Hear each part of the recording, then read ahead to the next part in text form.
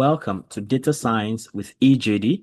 In this video, I'll be talking about the naive-Bayes classifiers. Naive-Bayes classifiers. In the table of contents, we have the introduction, theoretical foundation, talking about Bayes' theorem, the naive assumption, um, conditional independence, text classification pipeline, types of naive-Bayes models, application, like in spam classification, of course, to know whether an email is a spam or not. Python coding implementation, we'll see that. We see model evaluation and interpretation. We see advantages and limitations, conclusion and summary, and some optional extensions, right? So in the introduction, we see that naive Bayes is a family of simple yet powerful probabilistic classifiers based on Bayes' theorem with a naive assumption of feature independence. It's especially effective in text classification problems such as spam filtering, sentiment analysis, document categorization. So you can see that this is something that can be applied more to strings, texts, and at the advanced level, then you can be using that for natural language processing because it's basically for tests, sentiments, and things like that. Okay. Uh, in 11.2, we have the theoretical foundation. You see, everything seems to have a mathematics foundation, even if it is language, right? So Bayes' theorem describes the probability of a class given features X. So, I mean, if you look at my statistics playlist, I took care of things like this, the conditional probability that something will happen given that and something else had happened. For instance, what is the probability that you will have a boy? If you are like talking about giving birth now, what is the probability that your next child is going to be a boy, given that you already had a girl? So that's a very good example of conditional probability. So that's probability of class of a particular class given certain features is just probability of the feature given the class times probability of the class divided by probability of the feature of the features, basically, where PC of X is posterior probability. Posterior is like something that had happened before. So that's probability of class C given features X, right? And probably a P of XC is the likelihood now. That's probability of features X given class C. Then you have P of C, which is probability, prior probability, right? That's the probability of class C before observing X at all. And P of X is evidence, right? That's the total probability of observing X, which is same across all classes. So you have posterior probability, the likelihood, the prior probability, and the evidence, right? Or posterior is like the future, right? And prior is the one before, right? So we have the naive assumption. So the naive Bayes model assumption, the naive Bayes model assumes conditional independence among features. So here it says that probability that of x1, x2, and all that given C, given the class C, is the product of all the possible probabilities. So that's why we see some independence there, right? So this assumption dramatically simplifies the computation of the likelihood, especially in high dimensional spaces like text data, right? So let's talk about conditional independence now that we've seen there. So in practice, features, e.g., words in a message, are not truly independent, right? Words are not truly independent because they are associated with other words. However, assuming independence allows efficient computation and scalability. So conditional independence is actually a simplifying assumption. So despite the simplification, naive Bayes often performs surprisingly well in real-world applications. So, well, despite the fact that we have that simplifying assumption, it still works pretty good, right? So if you are doing text classification and things like that, you want to use this naive Bayes model. So text classification pipeline. So the first thing is, of course, data calculation collection rather data collection. So here the only thing is that the text the data you're collecting are in form of texts, messages. So you want to gather labeled messages, whether they are spam or ham. Spam is when the message is spam. Ham is when the message is not spam, something like that. So preprocessing, so you can clean, tokenize, and normalize the text. Then you can do feature extraction where you convert text into numerical vectors, e.g. using bag of words or TF-IDF. I think this is text frequency or something like that. And then inverse density frequency. I think I have the meaning down somewhere. We'll talk about it when we get there for sure. All right. Okay, so um get to that pretty soon. Yeah. So we can use We can use bag of words or TF-IDF for feature extraction. Then we can model the we can do model training by fitting a naive-based model to the training data. Then prediction, you can use the trained model to classify new messages, right? Then evaluation, you can access performance using metrics like accuracy, precision, recall, and F1 score, which are generally used for classification duties are under supervised learning. Then we can talk about types of naive-Bayes models. For instance, you have you can have a multinomial model, which is good for the data type is discrete word count, so you can count the words, and the use case is for text classification of spam detection.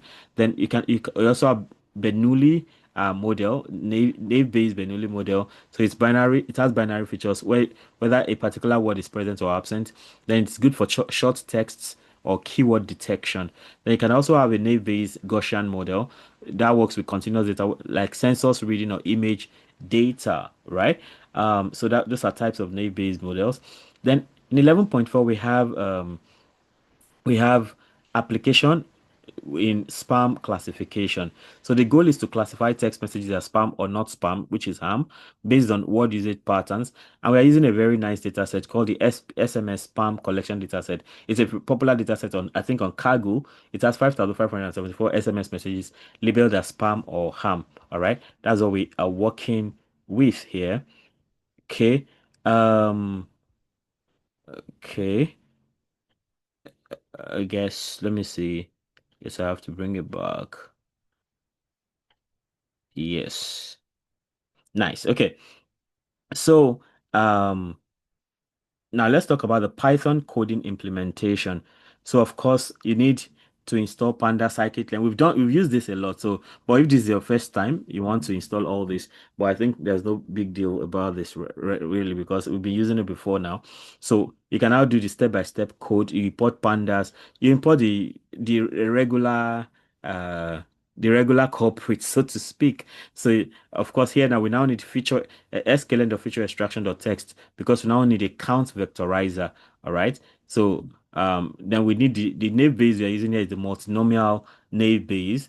Like we're using this multinomial which is for discrete word counts, right? That's what we are using in this case. And then we are using we need all the metrics for sure. So here we have okay, yeah. So we have, if you look at the folder that I'm working with now, let me see. I think there's a link to that thing. But I mean, you can look for SMS spam collection. Just Google this on Kaggle or something. You can easily find it there. But this is what this looks like here. So it's a file. This is the file now, SMS spam collection. So we can treat it like a CSV file. And that's why here we're using, we are creating a data frame out of it. So pd.read_CSV spam collection. Then you're separating, so it's you are using it as a tab separated kind of thing. Then you want no headers, then you can label the messages like that. Then df columns, you just want the label and the message. Then so you are creating a new label now. So df label, you now map that ham is 0, spam is 1. Okay.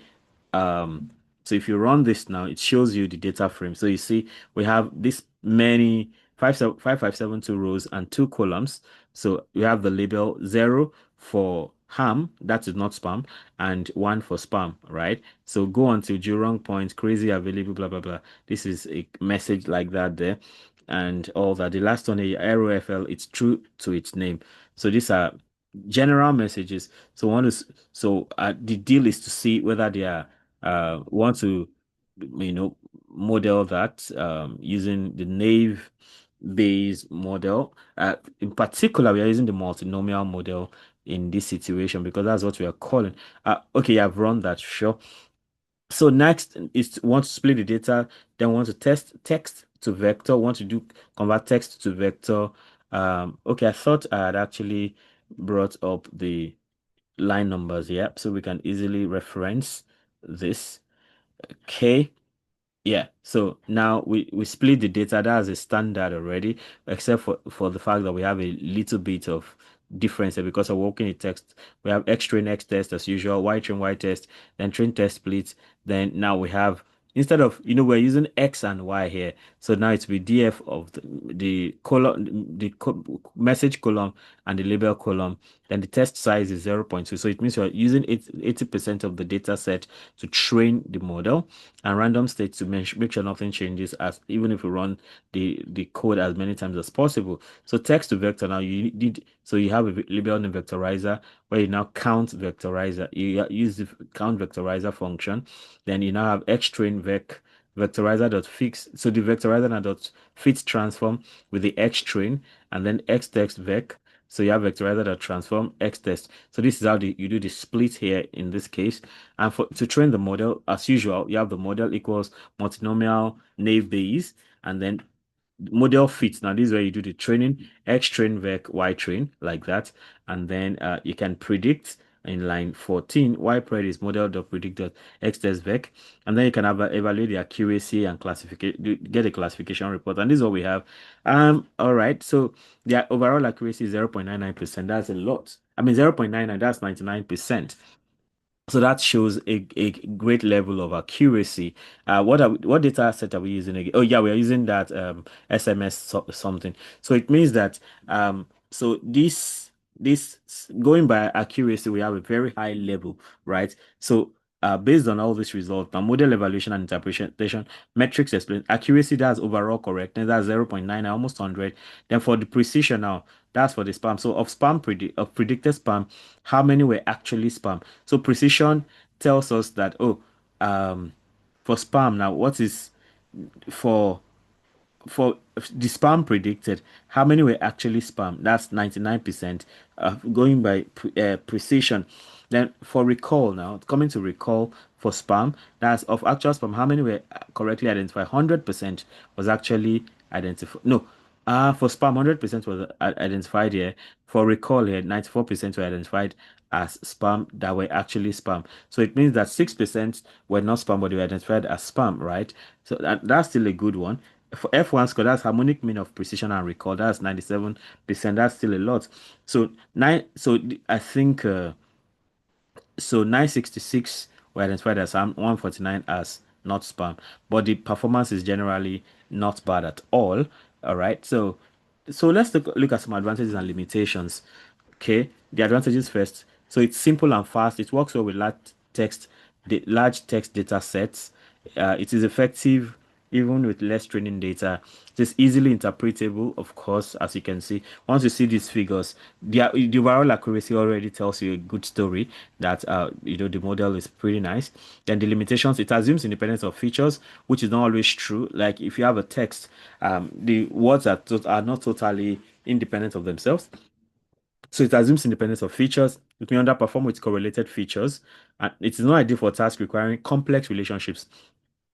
So if you want to do things like syntax passing, that may not be the best. But of course, there are better. So as you go higher, if what you choose in data science is natural language processing, you are going to come across better tools to take care of things like this. Sorry. All right. So we now talk about conclusion and summary.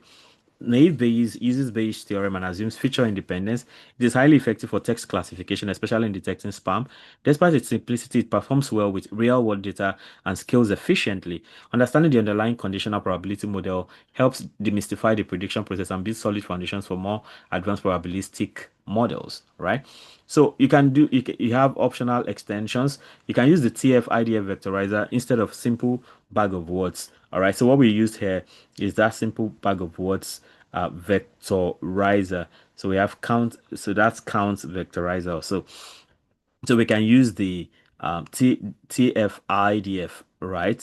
Instead of the simple bag of words. So TF-IDF is actually term frequency to inverse document frequency, which is a simple numerical statistic that reflects how important a word is to a document in a collection by increasing with word frequency in the document, but decreasing with its frequency across all documents. So like this, I think the simple explanation of that is if you have a single document, a word that appears